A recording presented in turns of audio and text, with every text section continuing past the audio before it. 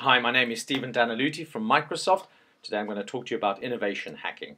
First off to say, this is about a new approach to innovation, a new way of looking at innovation, let's say.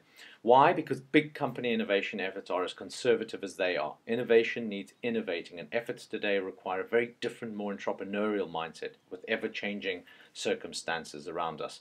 What is it? It's an approach that stems from tech developers and startups. It's a kind of a quick fix approach, a simple coding workaround in essence. But these days it's applied to growth, culture, and now innovation. It's accelerated through hack days. The focus is on quantity of ideas, of solutions. Contrast this with traditional innovation, which is all about quality and low risk. Greater yields of ideas and solutions often achieves more quality and faster. There are three key things to think about when innovation hacking. One is quick spurts and approaches, to be really fast when you're approaching it. The other is to be very collaborative, large groups of people working very closely together. And the third is to have to be focused on growth and great upticks of usage most often. Now, this is not something new to Microsoft, certainly. We've got companies like Amazon with their Invent program, and Atlassian and their Ship Days, PepsiCo. So at Microsoft, we dedicate an entire week a year to hacking. That's how important we think it is. So there are 5 simple steps that I want to talk you through in terms of how to approach this, which are all social, informal, and simple. That's really the key thing about innovation hacking.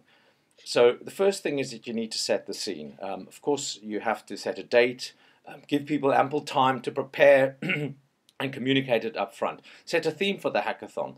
This is fairly common approach anyway, but people driving activity around a specific theme is really helpful. It could be reducing costs, new product development, etc. Then there's the creating ideas, the ideation phase, and moving people in a direction. So for this, you could use technology to support you. A group on Yammer, for instance, for initial idea storming, using a thread starter for idea discussions and applying topics to filter those out, and then tracking those ideas in a note or Word Excel file online. So again, this is all about ideation.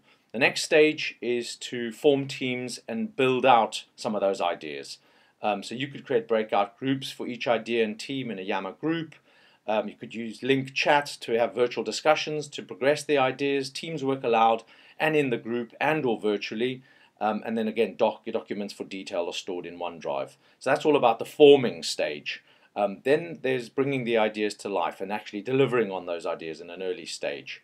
This is the developing phase. So you use the original group that you used at the beginning for the event collaboration, which normally happens over a 24-hour period, but could be as much as a week. A winner is crowned, but that's not the end, and everyone's a winner really, and that's important, is to encourage everyone to get involved. But the point is that's just the first stage really. You need to cultivate long-term results because ideas take time to execute. So set up informal sessions to see how ideas have been progressed.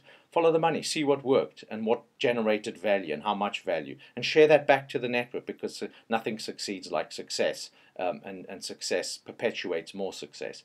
So quick little snippet on how this can be done in action.